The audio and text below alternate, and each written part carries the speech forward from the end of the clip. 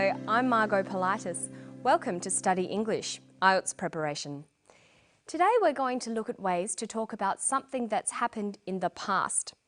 And we'll also have a look at ways to form compound and complex sentences. First, we're going to listen to a woman talk about a dramatic event in her past. 4 years ago, she had a stroke. A blood vessel burst in her brain. Here's what happened to her. A stroke is whereby the blood supply to the brain is cut off. The major signs of having had a stroke that most people would equate with is weakness. So paralysis of an arm, leg or face. In others it can be a loss of speech or an ability to communicate. Others may have loss of vision or a combination of all those things.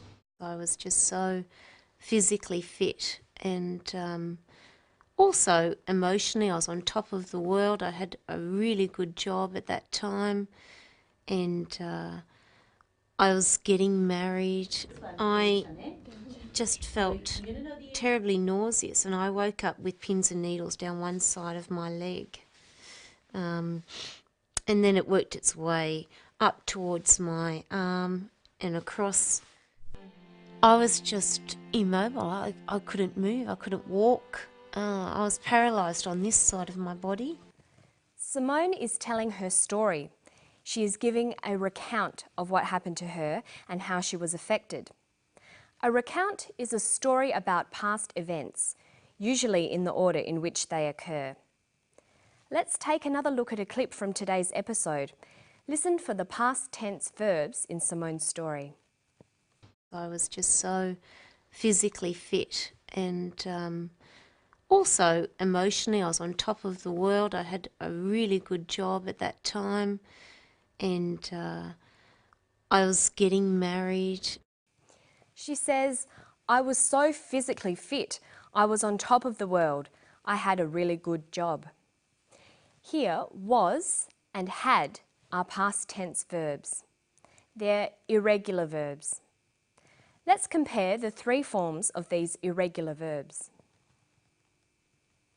From the infinitive form of the verb to be, we can form the simple present forms am, is and are. And we can also make the simple past forms was or were. Notice that the verb to be is the only verb in English that has two past tense forms.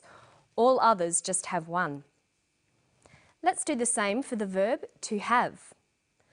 What is the simple present form of the verb to have? Has or have. And the simple past form? Had. When you learn new verbs, it's important to learn them with all their different forms. So make sure you write verbs down in a notebook and work out all their different tenses as well. When you are recounting a story that happened in the past, you'll need to use all these simple past tense forms of verbs. You'll also need to use a variety of transition signals, words that help to order the events. Using transition signals will help the reader or listener follow the order of events in the story. Listen for the transition signal in this clip. I just felt terribly nauseous and I woke up with pins and needles down one side of my leg. And then it worked its way up towards my arm and across. She uses the word then. Then is very common in informal spoken language.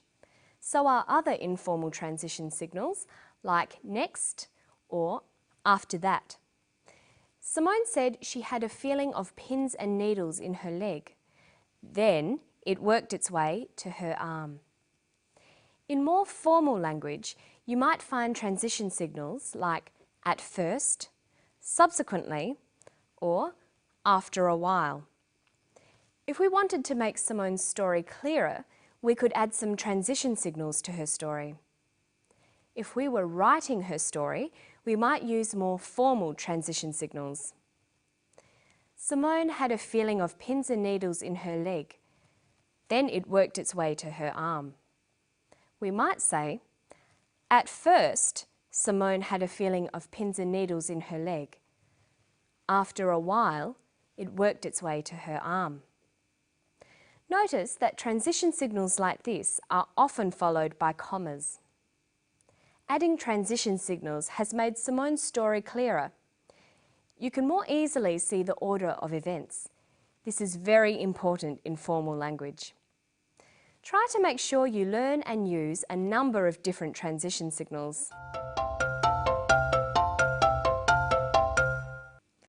Now let's have another listen to a clip of Simone talking about her illness.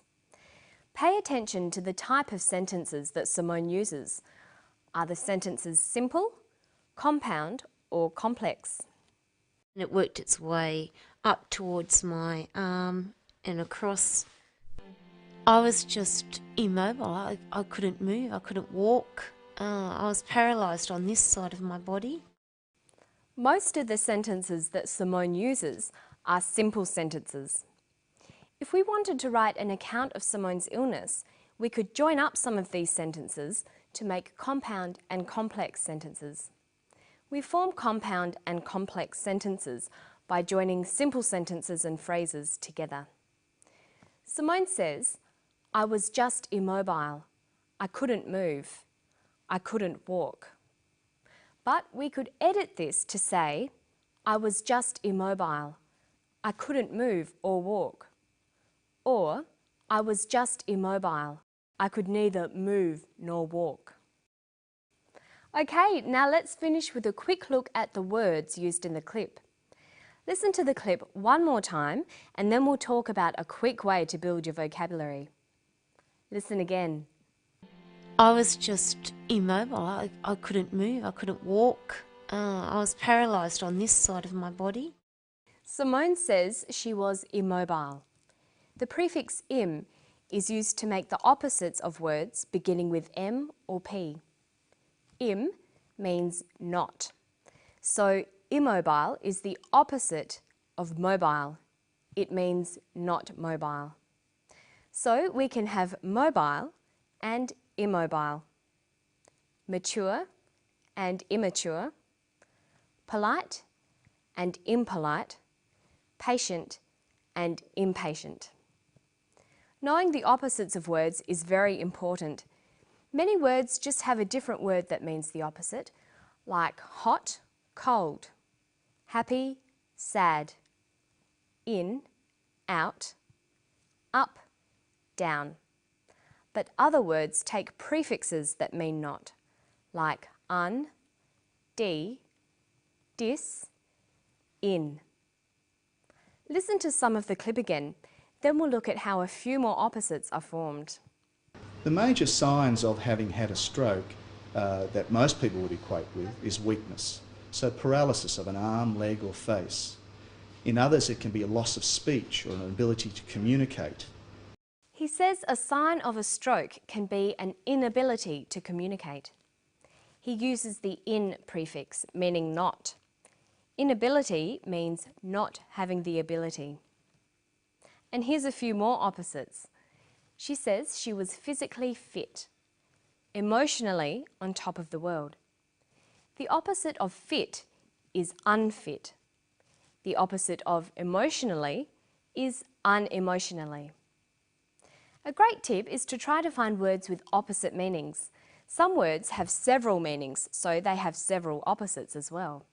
A good thesaurus will really help you with this. And that's all from me today. Don't forget to practice forming compound and complex sentences, and remember to practice reading and writing in English every day.